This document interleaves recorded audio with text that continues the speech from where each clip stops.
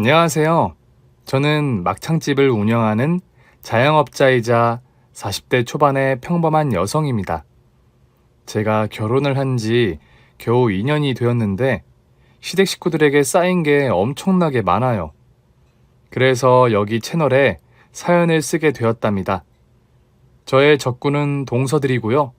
무식한 저를 무시하는 잡것들과 있었던 일화를 들려드릴까 합니다. 그럼 가벼운 마음으로 이야기를 들어주세요. 끝까지 들어주시면 복 받으실 겁니다. 저는 천의 고아로 보육원에서 19살까지 살았답니다. 기억을 못하는 나이에 보육원의 여동생과 같이 맡겨졌죠. 저는 거기서 계속 살았는데 여동생은 5살이 되던 해 해외로 입양을 가게 되었습니다. 그때 저는 울고 불며 동생을 따라가겠다고 원장님한테 사정을 했었답니다. 그때의 감정과 눈물이 여태 잊혀지지 않네요.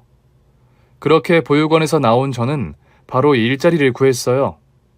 대학에 진학하지 못했으니 할 수 있는 일이 한정적이라 여러 군데 면접을 보다가 한 식당에 일자리를 구했답니다. 제가 태어나서 한 번도 먹어보지 못한 막창이라는 걸 파는 가게였습니다. 사장님 내외는 저에게 일자리를 주시면서 먼저 막창을 맛보라고 한 접시 챙겨주셨답니다. 그래서 생전 처음으로 막창을 입안에 넣고 먹어봤더니 머릿속에서 신세계가 펼쳐졌어요. 쫄깃쫄깃하고 고소하고 짭짤하면서 막창의 육즙이 팡팡 터지는데 정말이지 제가 먹어본 음식 중에 가장 으뜸이었습니다. 그래서 저는 막창 가게에다 뼈를 묻겠다는 각오로 일을 하기 시작했어요. 처음엔 서빙과 설거지만 도맡아서 했습니다. 석 달 동안은 요리를 한 번도 해보지 못했답니다. 어깨 너머로 사장님 두 분이 막창을 손질하고 양념장을 섞고 조리하는 걸 구경만 했죠. 그러던 어느 날 사모님이 몸살에 걸려 사장님이 병원에 잠시 다녀온다며 브레이크 타임을 걸고 외출하셨는데 손님 두 분이 문을 열고 들어오셨어요. 저는 죄송하다는 사과를 드리고 사장님 부부가 병원에 갔으니 나중에 오라고 말씀드렸죠. 그런데 손님 하나가 저에게 오래 일한 것 같은데 직접 한번 만들어 보라는 말을 하셨어요. 그 말을 듣자 저는 사과 한번 쳐보기로 결심했답니다. 그동안 어깨 너머로 배운 게 있으니 도전해보면 좋겠다 싶었죠. 그래서 주방으로 들어가 손님에게 드릴 막창볶음을 조리해서 테이블로 가져다 드렸어요. 이윽고 제가 만든 요리를 맛본 손님들은 눈을 번쩍 뜨면서 말씀하셨어요. 아니, 이것은 단골인 내가 먹었던 막창 중 최고야.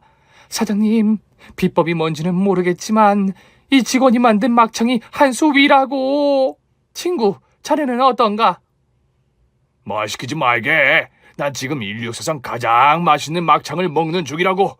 오, 신이시여, 오늘 저에게 최고의 막창을 먹게 해주셔서 감사하리오다. 그 정도예요? 입에 맞으시다니 다행이에요.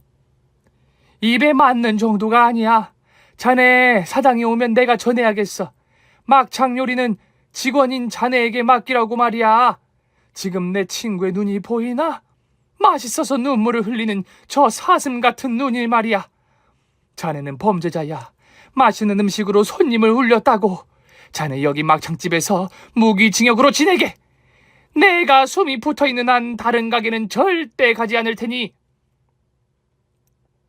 그렇게 손님들은 제가 조리한 막창을 맛보시고 극찬을 해주셨습니다. 제가 어깨 너머로 본 게 있긴 하지만 정확히 양념을 할지 몰라 제 입맛에 맞게 다듬어서 내왔더니 이런 반응이 터져나왔네요. 이윽고 병원에 다녀온 사장님 내외가 식당에 들어오시자 놀란 얼굴로 저에게 말씀하셨어요. 알아야, 너 손님들한테 막창을 내온 거야? 내가 브레이크 타임 걸라고 했잖아. 그래서 죄송하다고 대답을 하려고 하는데 손님이 변호해 주셨습니다. 박 사장, 자네 막창 기술은 이제 한물 갔네. 이 직원이 만든 막창이야말로 21세기 최고의 음식이야.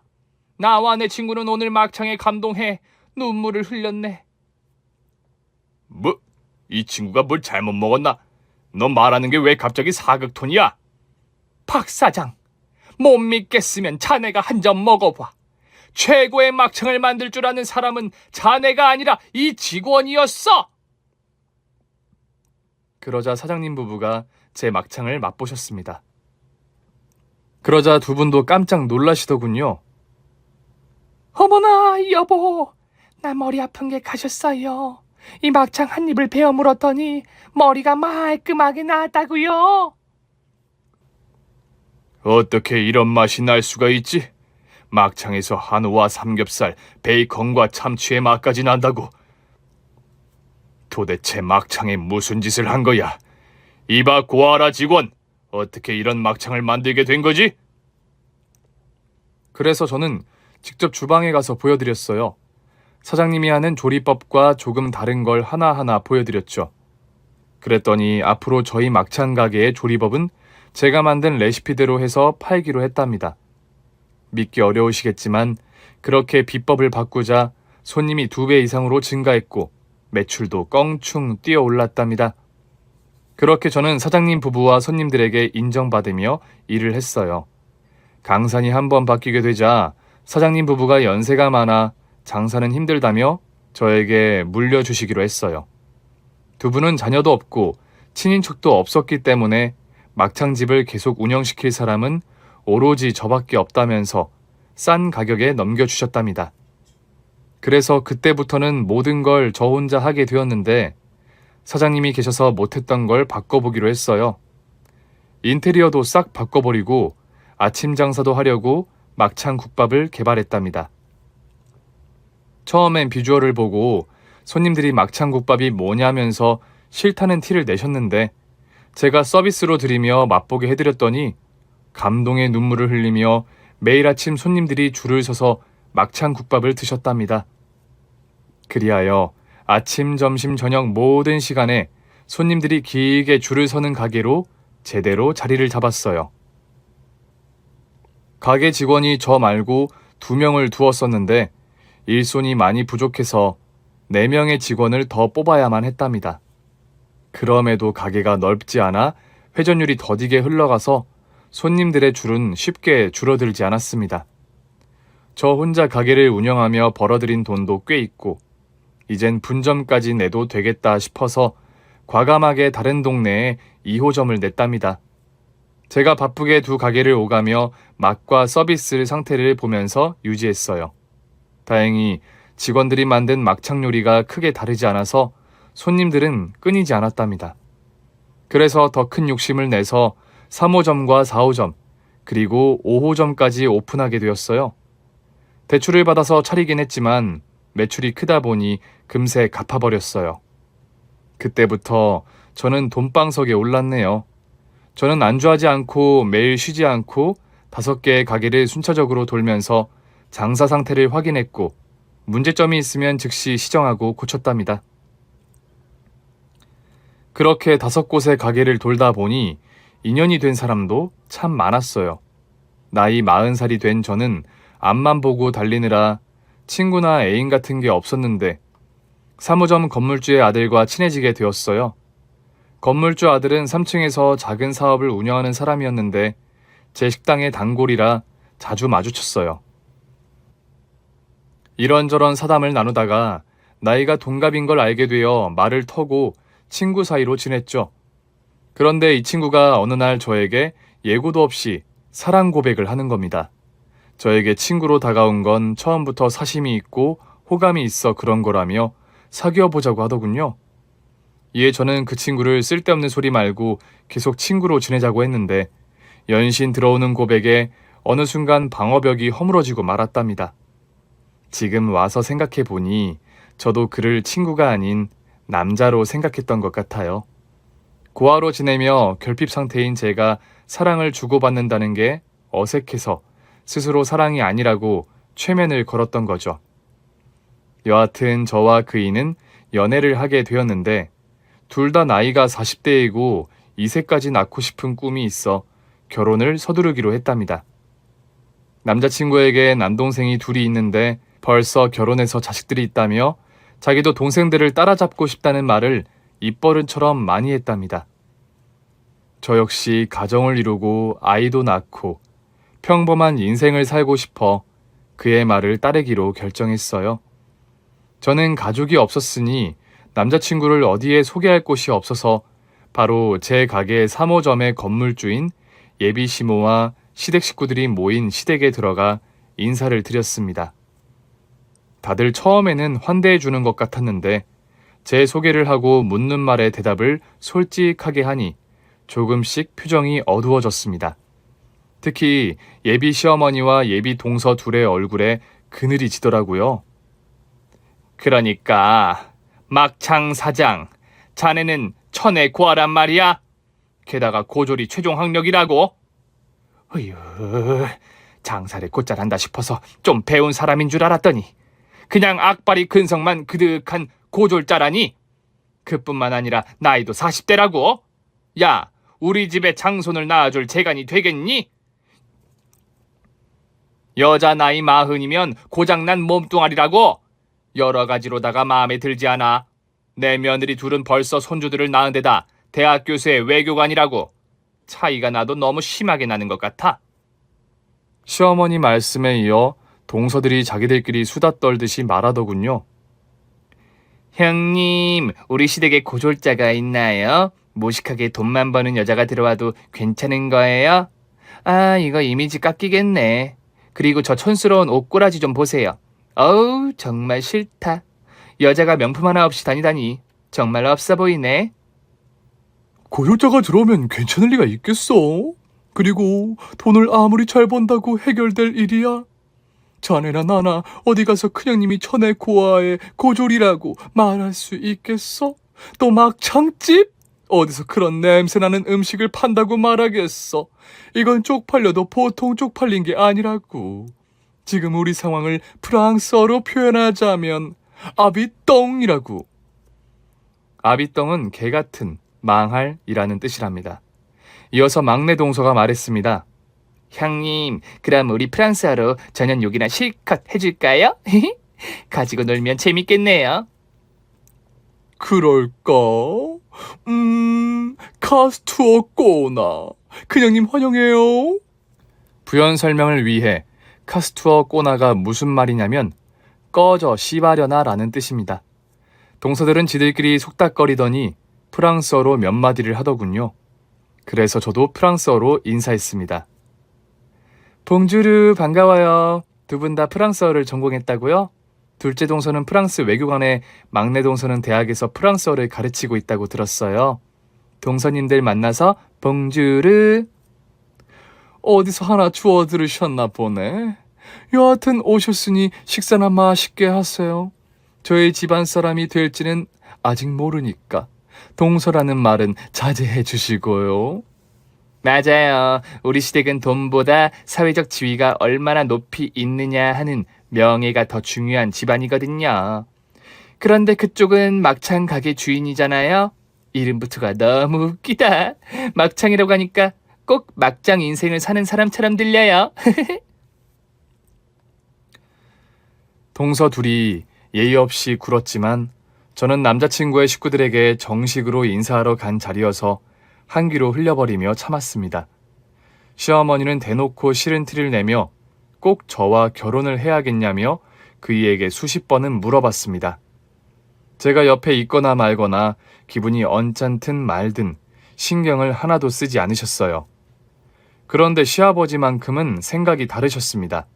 밝은 얼굴로 저를 마주보시며 칭찬을 아끼지 않으셨답니다. 혼자 사는 것도 힘들 텐데 막창 가게를 5군데나 열었다고? 그런데 장사도 어마어마하게 잘 된다면서? 대단한 아가씨일세. 이렇게 생활력 강하고 현명한 사람이 내 맏며느리로 들어오게 되면 아주 좋겠구만. 그리고 애기는 낳아도 그만, 안 낳아도 그만이야. 여자가 남자와 결혼하는 게 애를 낳으려고 하는 건가? 난 그건 아니라고 본다. 남녀가 부부가 되어 평생 동반자로 잘 살면 그만이라고. 역시 큰아들이 여자 보는 눈이 있어. 이 애비를 닮지 않아서 천만 다행이라고. 여보, 지금 뭐라고 그랬어? 그럼 당신 여자 보는 눈이 젬병이어서 나랑 결혼했다는 거야? 아니, 그건 그냥 웃자고 한 조크야, 조크. 그건 그건 막창집 하는 애가 우리 집안 사람으로 들어오는 건 오바 아니야? 우리 며느리들 보라고 얼마나 잘난 애들인지 안 보여? 얘네 둘은 부모가 시켜주는 공부만 해서 이렇게 된 거잖아. 그런데 이 저자를 봐봐. 모든 걸 혼자서 해낸 위인이라고. 이런 사람이야말로 진짜 성공한 사람이란 말이야. 당신은 내일 모레 칠순인 사람이 아직도 사람 보는 눈이 그렇게 없어서 어쩔 거야. 기가 막혀. 아우, 난 몰라. 막창집 하는 애를 내 며느리로 들이느니 내 아들이 독거 노총각으로 사는 게 낫겠어. 난 이 결혼 반대라고. 지금 그 말 진심이야? 이 집안의 가장이 누군지 잊었어? 그리고 돈 관리, 재산 관리를 누가 하는지 모르는 거야. 당신 나한테 조론 당하고 싶으면 그렇게 해. 어디 단칸방에 보내버릴 테니까. 이 남자가 정말 웃기네. 이깟 막창집 애 하나 때문에 날 내쫓겠다고. 그깟 재산 좀 가지고 있다고 날 소나기에 넣고 막 흔들어 대도 되는 거야? 그러니까 큰아들이 하고 싶은 대로 결혼시켜주자고. 그렇게만 하면 아무 일도 일어나지 않으니까 말이야. 시아버지는 전적으로 제 편을 들어주시며 시어머니와 동서들에게 저를 한 식구로 인정하라고 하셨습니다. 집안 가장이 그렇게 말씀을 하니 다들 입을 다물고 수긍하는 분위기였어요. 그렇게 시아버지 덕분에 순탄한 과정을 거쳐 결혼식을 올리고 남편과 신혼살림을 차렸답니다. 돈이라면 제가 꿀릴 게 없었기 때문에 혼수와 예단을 시어머니가 요구하는 것보다 많이 준비했답니다. 그래서 돈에 관련된 일에는 아무것도 책 잡히지 않았어요. 저는 시아버지의 사랑만 믿고 시댁에 자주 찾아갔어요. 제가 부모님이라는 존재가 평생 없었다 보니 시아버지를 뵙게 되면 마음의 위안이 돼서 매주 찾아뵈었습니다. 그런데 그때마다 항상 동서 둘이 와 있었습니다. 외교관 동서는 프랑스의 삶이 힘들어서 사직을 하고 교수 동서의 소개로 학원 강사로 일한다며 한국에서 머물게 되었다고 하더군요. 대학 교수 동서 역시 방학 기간이라 시간이 많아 시댁에서 자주 시간을 보낸다고 했어요. 이 두 사람은 제가 시댁에만 가면 불어를 섞어서 대화를 나눴습니다.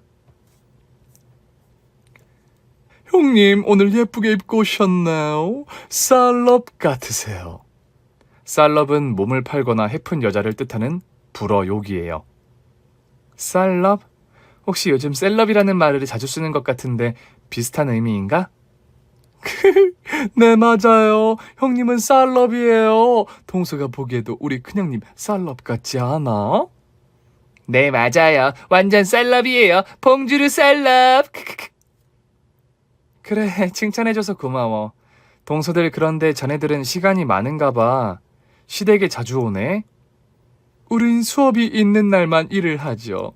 이렇게 편하게 일해도 억대 연봉을 받는다고요. 이야, 부럽다. 나도 불어 공부해서 교수가 되어볼까나? 물론 농담이야. 형님이 교수가 된다고요?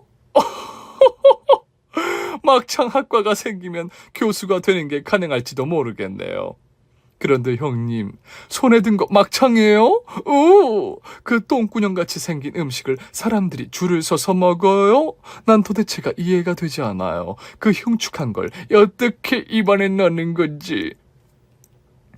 맞아요. 꼬랑내 나게 생긴 걸 어떻게 먹는 건지 모르겠다고요. 우리가 살던 프랑스에서는 상상도 못할 음식이라고요. 맛이 궁금하면 한번 먹으러 와. 동서들 오늘 옷 입고 온 게 아주 쌀럽스럽다. 그럼 쌀럽들 계속 쉬어. 제가 쌀럽거리며 말했더니 두 동서의 표정이 일그러지더군요. 그리곤 불어로 샬라샬라 대화를 나누더니 작은 방으로 기어 들어갔습니다. 저는 시아버지께 드릴 막창을 가져다 드렸어요. 역시나 아버님은 개눈 감추듯이 순식간에 저의 막창을 드셨습니다. 시어머니도 입맛은 전형적인 한국 사람이라 동서들처럼 난리치지 않고 조용히 맛을 음미하셨어요. 막창 하나는 마음에 든다는 말씀까지 하실 정도였답니다. 그렇게 저의 결혼 생활은 마음에 드는 부분도 있었고 그렇지 않은 부분도 공존했습니다. 그런데 3년의 세월을 보내니 아주 행복한 일이 생겨 마음에 들지 않던 부분은 생각도 나지 않았어요. 제가 우람하고 멋진 아들을 출산했거든요.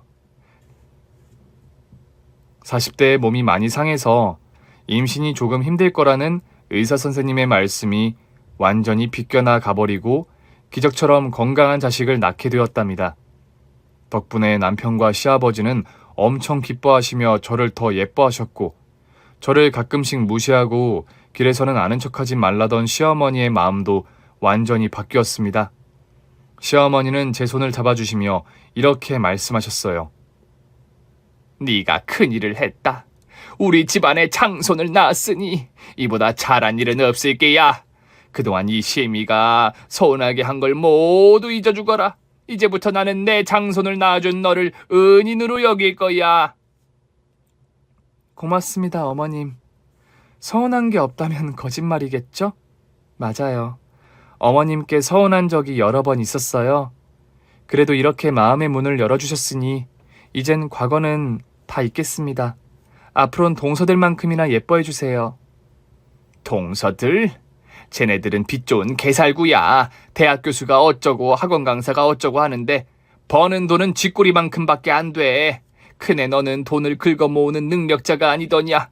비교 대상 자체가 안 되는 애들이니까 쟤네들은 신경 쓰지 말거라. 그렇게 시어머니가 저에게 완전히 넘어오게 되자 동서들은 시샘과 질투를 심하게 하더군요. 불어로 저를 흉보는 듯한 대화를 자주 나누는 것 같더라고요. 저는 넓은 아량으로 뭐든 하든 신경 쓰지 않고 늘 미소 가득한 얼굴로 대해줬답니다. 그러던 어느 날 저희 막창 식당에 큰 문제가 생겼어요. 인터넷 홈페이지에 악평이 심하게 달렸어요.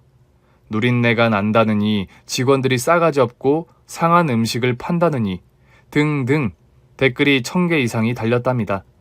음식을 드셔본 손님들 중 맛없다고 하는 분을 거의 보지도 못했고 직원들 교육은 제가 단단히 시켜서 불친절할 일이 없었어요. 그리고 상한 음식을 팔았다는 말도 안 되는 댓글에 폭발하고 말았답니다. 저는 이 문제를 그냥 넘어가지 않고 경찰서에 찾아가 신고를 했답니다. 허위사실 유포와 영업방해가 동시에 해당된다고 했고 욕설도 모욕죄에 해당한다며 범인을 잡으면 크게 처벌할 수 있다고 했죠. 그래서 누가 그랬는지 범인을 찾기까지 하루가 걸렸습니다. 경찰서에서 허위 댓글을 단 범인을 잡았다고 해서 찾아갔답니다. 경찰은 범죄자들이 저에게 사과할 의지가 있다면서 사건을 불송치해달라고 빌고 있다고 하더군요. 여하튼 어떤 잡것이 제 가게에 미친 짓을 했는지 두 눈으로 확인하러 갔답니다. 이윽고 경찰서에 들어갔더니 낯익은 뒤통수 2개가 책상 밑으로 쑤그리고 있더군요. 저는 한숨을 내쉬며 범죄자들을 불렀습니다.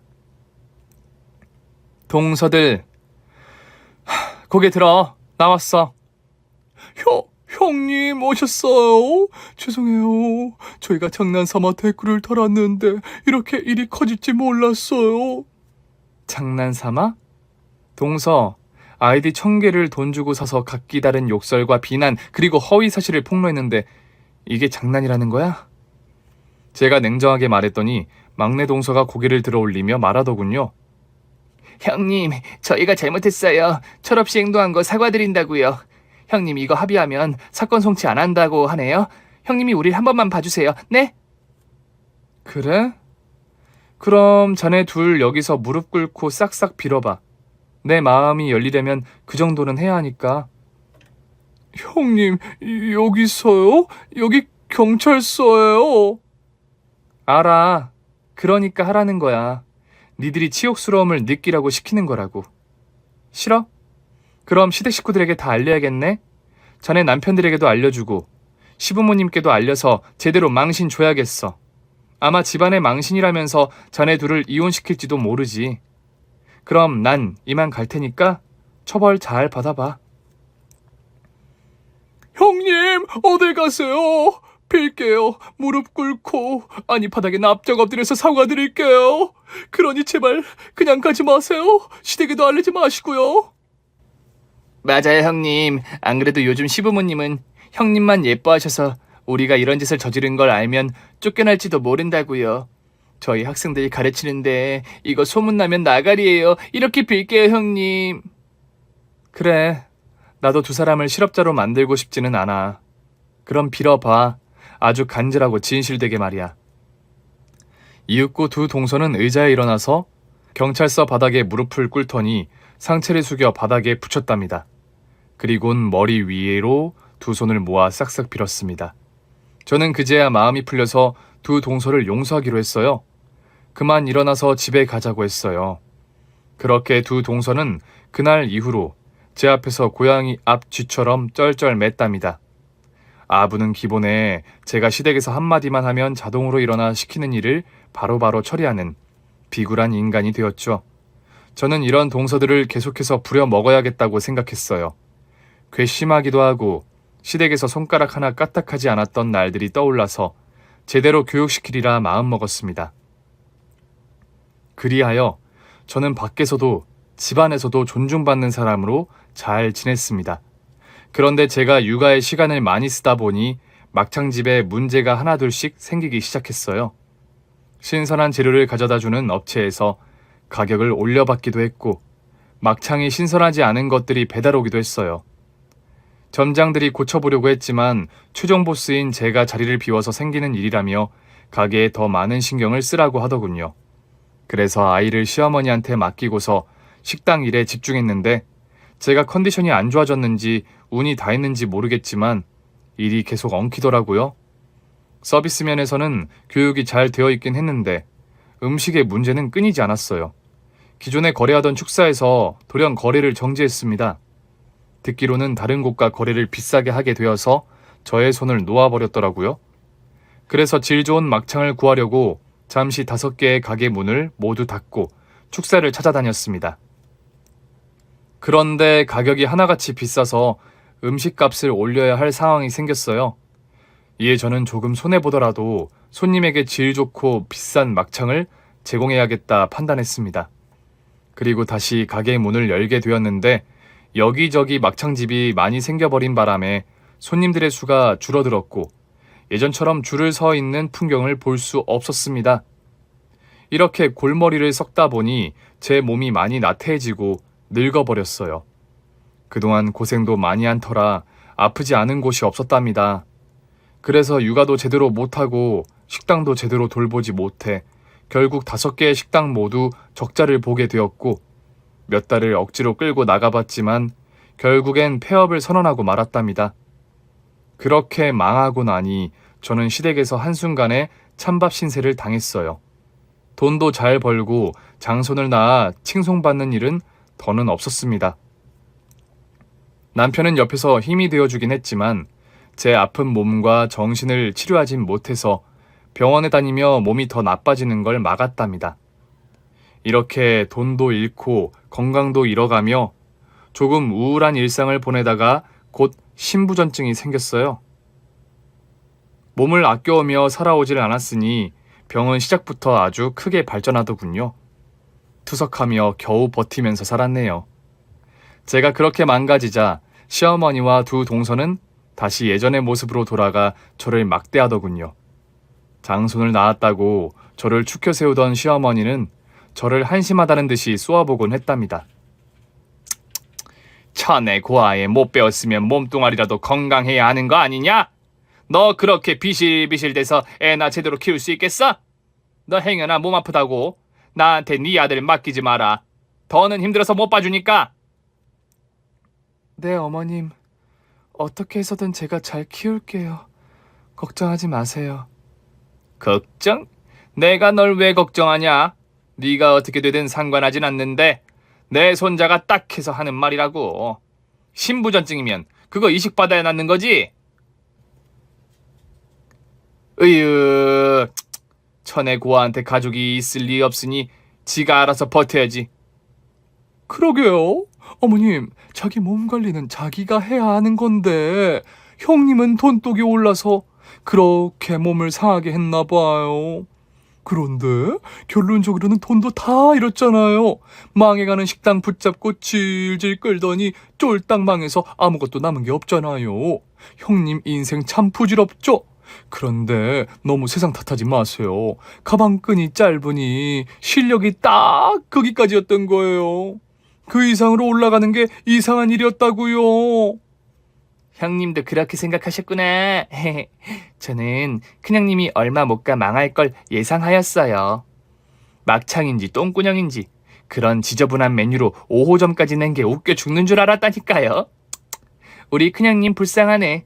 형님 돈 필요하시면 저희 학원에 취직하실래요? 아, 걱정하지 마세요. 고졸도 일할 거 있어요. 학원 청소랑 화장실 똥휴지 치우는 거예요. 최저시급은 받을 수 있으니까 나와서 형님 애기 기저귀 값이라도 벌어야죠. 그러고 보니까 큰형님 옷이랑 가방이 그게 뭐예요? 죄다 시장에서 산 싸구려네. 불쌍해 보이네요. 제가 쓰던 가방 하나 줄까요? 어머 형님, 줄 거면 저 주세요. 그 루이비통 가방 말씀하시는 거죠? 저 그거 예전부터 갖고 싶던 건데.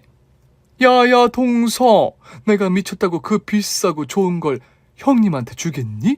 집에 안 쓰는 시장 가방 하나 있어서 하는 말이야. 아, 난 또 형님 이번 주에 루이비통 행사하는 거 아세요? 당연히 알지. 난 벌써 줄서기 알바 구해놨어. 한정판 가방을 꼭 내 손안에 넣고 말 거라고. 어머님 것도 챙겨드릴 거예요. 그러니까 괜히 서운해하지 마세요. 정말 루이비통이면 얼마든지 땡큐베리 감사하지. 난 똥이라는 단어는 싫지만 루이비통은 왜 이렇게 입에 착착 달라붙는지 모르겠구나.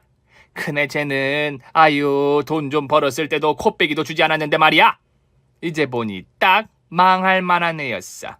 천의 고아이니 어른한테 어떻게 베풀지도 모르는데 장사를 제대로 할 수 있었겠어? 게다가 몸뚱아리도 비실대는 걸 보니 팔자가 사나워 보인다. 내 아들은 뭔 죄냐? 이런 애를 마누라로 들여서. 에휴. 시어머니와 동서 둘은 아예 대놓고 저를 괄시하더군요. 제 가게가 문을 닫자 고졸과 고아라는 말을 계속 언급하면서 저를 하찮은 존재로 여겼답니다. 제 몸은 신부전증으로 계속 망가져갔고 이식이 급한 상황에 처했어요. 제 남편이 자기 신장을 떼어주고 싶어 했지만 저와는 맞지 않았으니 기증자를 기다려야만 했답니다. 그런데 사람이 죽으라는 법은 없었나 봅니다. 어릴 적 보육원에서 입양을 간 여동생이 저를 찾아왔어요. 성인이 되고 연락을 주고받고는 했는데 이렇게 얼굴을 다시 보게 된 건 어린 시절 이후 처음이었습니다. 남편도 제 동생과 연락을 하고 지내고 있어 사정을 말해 한국으로 불렀어요. 이에 저는 면목 없지만 살려달라고 부탁했습니다. 은경이 많이 예뻐졌네. 화상통화를 자주 해서 예쁜 걸 알고는 있었는데 실물을 보니 정말 아름답다. 언니, 내가 너무 늦게 왔지? 미안해. 하는 일이 바빠서 미루다가 이제야 왔어. 언니, 이제 더는 걱정하지 마.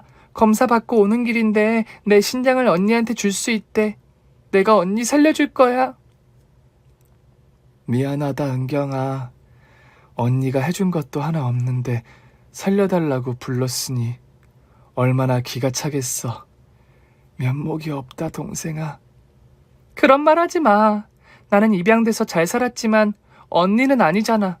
고생이라는 고생은 다 하고 살았으니 몸이 이렇게 망가진 거라고. 이제부터는 내가 언니 보호자로 한국에 있을 거야. 더는 해외에서 살지 않기로 결정했어. 그럼 네 일은 어떻게 하려고? 또 양부모님이 기다리시지 않아?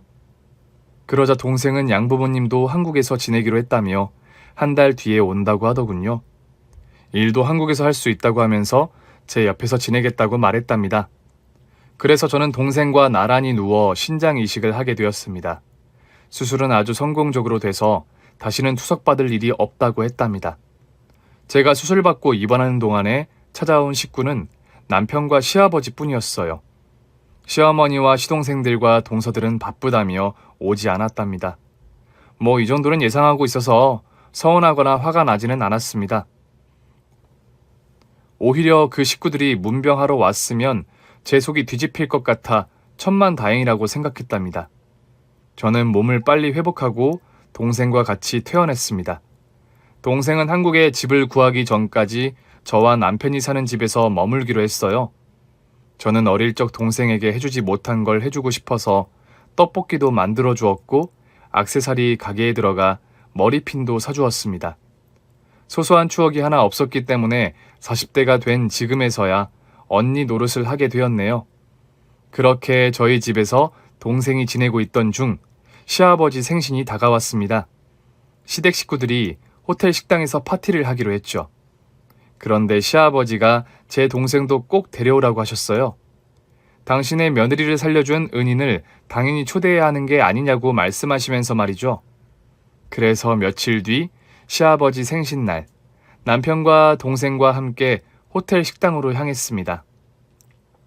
먼저 와 있는 시부모님과 시동생들, 그리고 동서들까지 보였죠. 그런데 두 동서는 드레스를 입고 왔더군요. 누가 보면 시상식에 참여한 여배우들로 착각할 만했답니다. 물론 미모가 그저 그래서 주목받지는 못하고 있는 것 같았습니다. 이윽고 저는 시어머니와 시동생 부부들에게 제 동생을 소개했어요. 어머님, 제 동생이에요. 어릴 적 헤어져서 연락은 하고 지내다가 이번에야 만나게 되었죠. 서방님들이나 동서들도 처음 볼 거예요. 인사 좀 나눠주세요. 해외에서 살다 왔다고 했지. 그래, 어서 앉아요. 내 남편이 칭찬을 엄청 하던데. 많이 먹고 가요. 그런데 큰애야, 네 동생은 고졸 아니지? 우리랑 수준이 맞으면 좋을 것 같은데. 네? 아, 네네. 대학교 나왔습니다, 어머님. 그래? 그럼 수준이 대강 맞겠구나. 그런데 사돈처녀 가방 말이야. 그거 진짜냐? 네, 그렇겠죠. 외국에서는 짝퉁을 거의 팔지 않으니까요. 큰애 네가 하도 한심한 인간이니 내가 의심을 하는 거 아니야? 어찌됐든 왔으니 앉아라. 사돈처녀 멀뚱히 서 있지 말고 앉아요. 저는 불편한 표정으로 대답했습니다.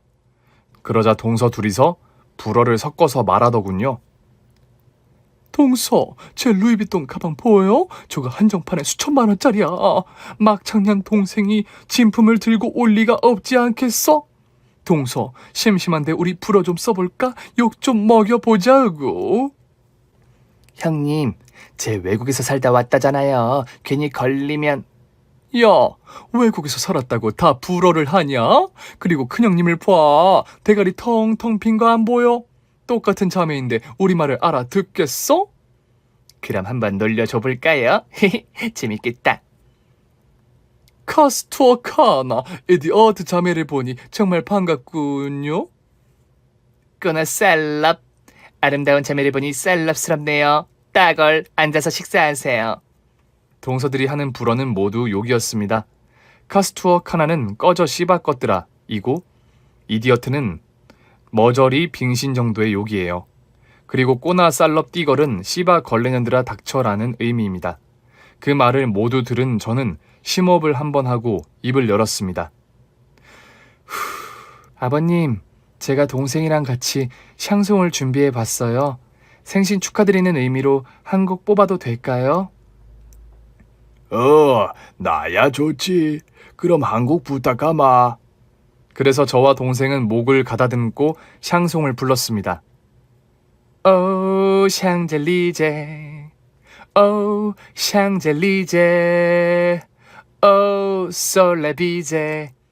저희 자매는 프랑스의 명곡인 오 샹들리제를 처음부터 끝까지 완벽하게 프랑스어로 불렀습니다.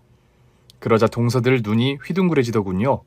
제 동생은 물론이고 저까지 프랑스어로 노래를 불렀으니 그럴만도 했죠. 저는 노래를 마치고 시아버지께 잠시 죄송하다며 동서들에게 경고의 말을 하겠다고 전했습니다. 당연히 시아버지는 하고 싶은 말은 모두 하라고 일러주셨죠. 동서들, 불어 좀 한다고 그렇게 욕을 하면 안 되지. 가스토 언큐리, 닉담메야. 제가 한 불어 욕은 아가리 싸물고 닥쳐 니들이 부모 욕 먹이고 있어 정도의 욕이었습니다. 동서들은 놀란 눈으로 저를 쳐다보더군요. 그래서 전 유창하게 프랑스어를 구사해줬습니다. 투레미 아리아꼬 똥꾸녀르 주둥 바가리에 세뇨리따. 어머, 형님 프랑스어를 할 줄 아세요?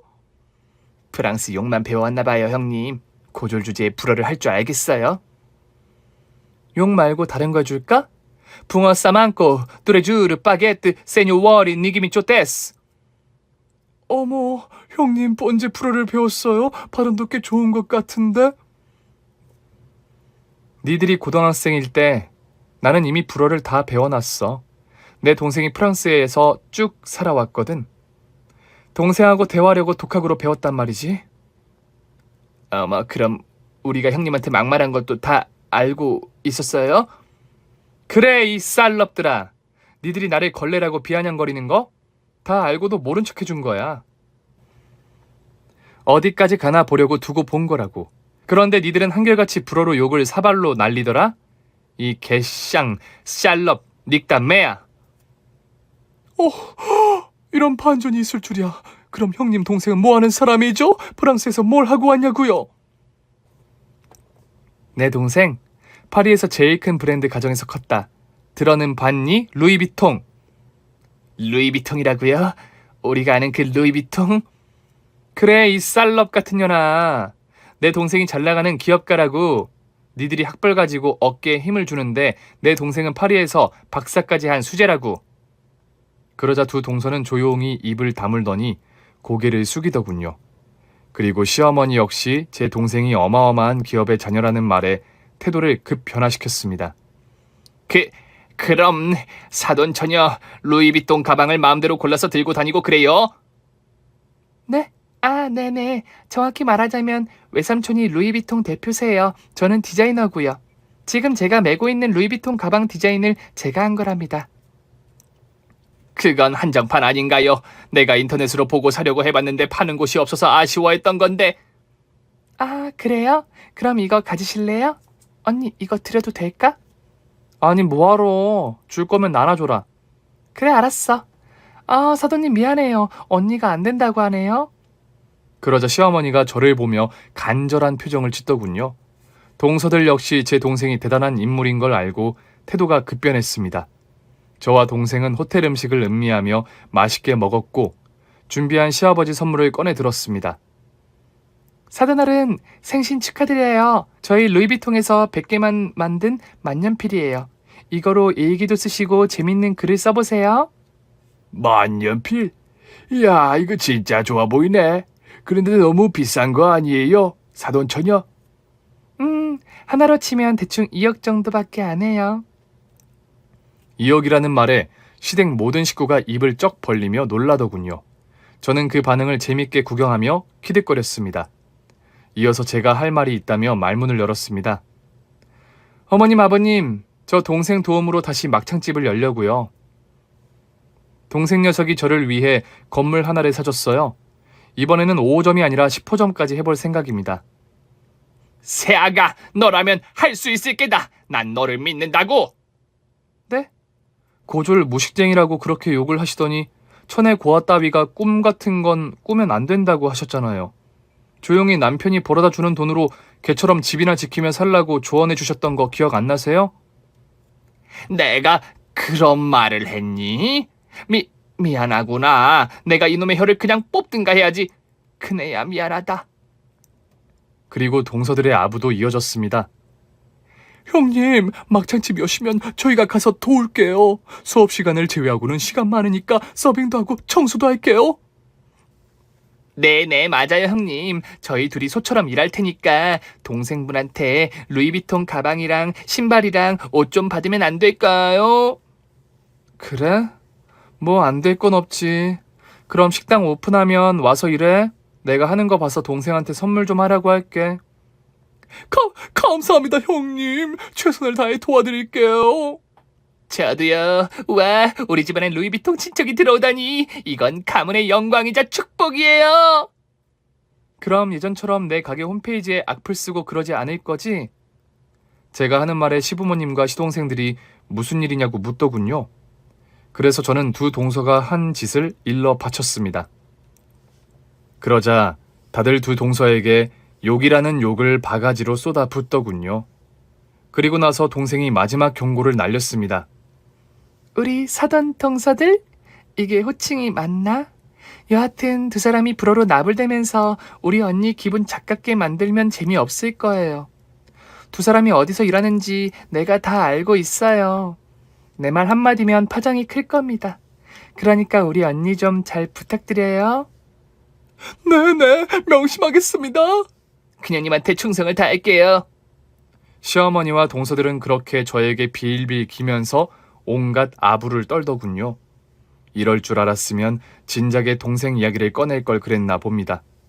여하튼 제 동생이 한국에 들어와 회사를 차렸어요. 한국의 유명한 디자이너를 포섭해서 일을 시작했답니다. 그리고 저는 막창집을 열게 되었는데 이번에는 축산시장에 직접 가서 막창을 거래했습니다. 10호점까지 열면 좋겠지만 욕심을 버리고 1호점의 모든 걸 쏟기로 작정했어요. 이전의 노력처럼 열심히 일했더니 다시 처음처럼 사람들이 줄을 서서 먹는 맛집이 되었답니다. 현재 시어머니와 동서들은 제 앞에서 찍소리도 못하고 설설 기는 애완견 마냥 꼬리를 살랑살랑 흔들며 지내고 있어요. 그렇게 고졸의 무식이라고 무시하더니 제 동생으로 인해서 180도 달라졌답니다. 학력이 무슨 상관이라는 말을 하기도 하고 고하든 배경이 어떠하든 무슨 상관이냐는 말도 했지요. 또 제 아들을 서로 돌봐주겠다며 시어머니와 동서들이 제가 하는 육아까지 합세하더군요. 아마 저는 동생이 옆에 있는 한 시댁에서 갑으로 계속 살 것 같네요. 제 사연은 여기까지 써야겠네요. 자극적인 사건이 없긴 하지만 나름 흥미있는 일화였으니 넓은 마음으로 봐주세요. 혈혈단신으로 살아온 저에게 더 잘 지내라고 응원의 메시지도 많은 부탁드립니다. 그럼 모두 안녕히 계세요. 오늘 준비한 사연은 여기까지입니다. 재미있게 들으셨다면 구독과 좋아요, 알림 설정까지 눌러주세요. 그럼 저는 다음 사연으로 찾아뵐게요. 오늘도 건강하고 행복하세요.